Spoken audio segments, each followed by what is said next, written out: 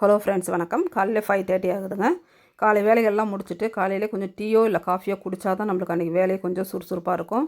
அதனால் டீ போட்டுட்ருக்கேங்க. குடிச்சிட்டு காலைக்கான வேலைகளை பார்க்கணும். இப்போ நைட்டே கிட்னி பீன்ஸ் வந்து ஊற வச்சுருந்தேன். இது ராஜ்மான்னு சொல்லுவாங்க. இதில் வந்து புரதச்சத்து அதிகம் இருக்குது. நோய் எதிர்ப்பாற்றலும் அதிகமாக இருக்குங்க. எலும்புக்கும் நரம்புக்கும் ரொம்பவே நன்மை தரக்கூடிய ஒரு பயிர் இது. இது அடிக்கடி நம்ம சாப்பாட்டில் சேர்த்துக்கிட்டோம் அப்படின்னா உடம்பு ரொம்பவே ஹெல்த்தாக இருக்கும். இப்போ பருப்பை குக்கரில் வேக வச்சாச்சுங்க. வேக வச்சுட்டு வெங்காயம், தக்காளி, இஞ்சி, பூண்டு இதுக்கு தேவையான பொருட்கள் எல்லாமே ரெடி பண்ணி வச்சுக்கிட்டேன். தேங்காய் கொஞ்சம் திருவி ரெடி பண்ணி வச்சாச்சுங்க.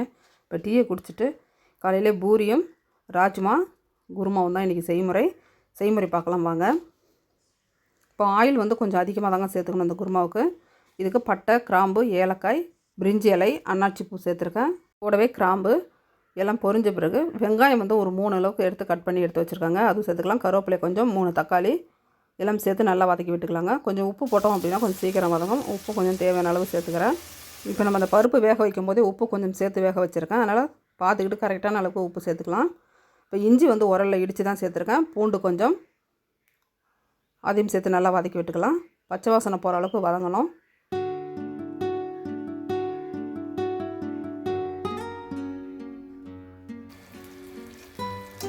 இப்போ வேக வச்சுருக்க ராஜ்மா பருப்பு அதில் சேர்த்துடலாங்க. சேர்த்து 2 கலர் கலந்து விட்டுட்டு காரத்துக்கு மிளகாய் தூள் சேர்த்துருக்கேன் நான். இப்போ வீட்டிலே அரைச்சி வச்சுருக்கக்கூடிய குழம்பு மிளகாய் தூள் தாங்க 3 ஸ்பூன் அளவுக்கு சேர்த்துருக்கேன். நம்மளுக்கு காரம் அதிகம் வேணும்னா நம்ம அதிகமாக கூட சேர்த்துக்கலாம். இப்போ தேவையான அளவு தண்ணி சேர்த்து நல்லா கலந்து விட்டுடலாம். பருப்பு வேக வச்ச தண்ணியும் அதில் நம்ம சேர்த்துக்கலாங்க. நான் தண்ணி அளவு பத்தலை அப்படின்றதுனால அந்த வேக வச்ச தண்ணியும் அதில் கொஞ்சமாக சேர்த்துக்கிட்டேன்.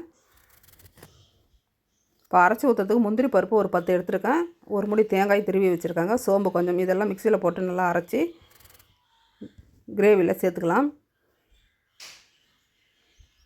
முந்திரி பருப்பு நம்ம சேர்க்கும் போது டேஸ்ட்டு சூப்பராக இருக்கும். திக்னஸும் கொடுக்கும் நம்மளுக்கு. அதனால தான் முந்திரி பருப்பு சேர்க்குறோம்.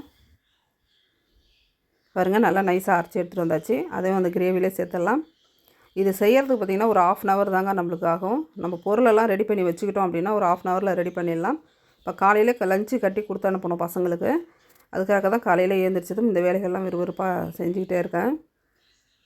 எது நம்மளால் சிம்பிளாக செய்ய முடியுமோ அது தாங்க காலையில் நான் ரெடி பண்ணுவேன். ரொம்பவும் அதிகமான வேலைகளை காலையில் நம்ம செட் ஆகாது. 7 மணிக்கெல்லாம் வந்து பசங்களுக்கு ரெடி பண்ணி அவங்கள அனுப்பணும் அப்படின்றதுனால சிம்பிளாக நம்மளால் எது செய்ய முடியுமோ அதை செஞ்சுடுவேன்.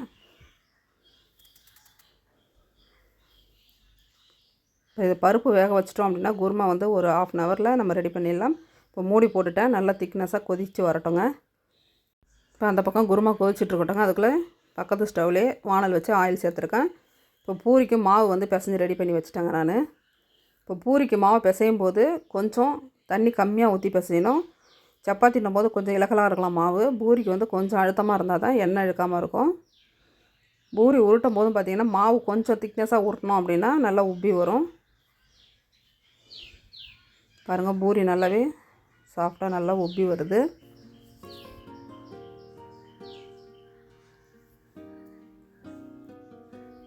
இப்போ பசங்களுக்கு வந்து பூரினா ரொம்ப பிடிக்கும். அதனால் அவங்க வந்து பூரி கேட்டதுனால அவங்களுக்கு அதை ரெடி பண்ணி கொடுத்தாச்சுங்க. இப்போ நம்மளுக்கு வந்து பூரிலாம் வந்து செட்டே ஆகாது. ஏன்னா ஆசைக்கு 1-2 மட்டும் தான் சாப்பிட்லாம். மீதியும் சப்பாத்தி தான் நம்மளுக்கு சரி வரும்ன்றதுக்காக நாங்கள் வந்து சப்பாத்தி செஞ்சு விட்டோம். பசங்களுக்கு மட்டும்தான் பூரி. இப்போ அவங்களுக்கு ரெடி பண்ணி கொடுத்து அனுப்பி விட்டாச்சு. இப்போ இந்த ராஜ்மா கிரேவியும் பூரிக்கும் சூப்பராக இருந்துச்சுங்க. சப்பாத்தி விட பூரிக்கு ரொம்பவே நல்லா இருந்தது. லைட்டான கொத்தமல்லி தழை தூவி சர்வ் பண்ண வேண்டியது தாங்க. ரொம்பவே நல்லா இருந்ததுன்னு சொன்னாங்க. அவங்களுக்கும் லஞ்சு இதுதான் ரெடி பண்ணி கட்டி கொடுத்து அனுப்பி விட்டாச்சு.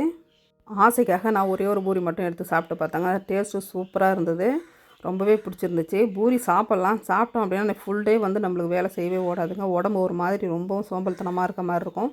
சப்பாத்தி சாப்பிடும்போது நம்மளுக்கு அந்த இது தெரியாது. அதனால தான் பெரியவங்க வந்து ஒரு 40 வயசுக்கு மேலே நம்ம வந்து ஆயில் ஐட்டத்தை கொஞ்சம் கம்மி பண்ணிக்கலாம். இப்போ எங்களுக்கான சப்பாத்தியும் ரெடி ஆகிடுச்சிங்க. இந்த வீடியோ பிடிச்சிருந்தால் லைக் பண்ணி சப்ஸ்கிரைப் பண்ணுங்கள். தேங்க்யூ.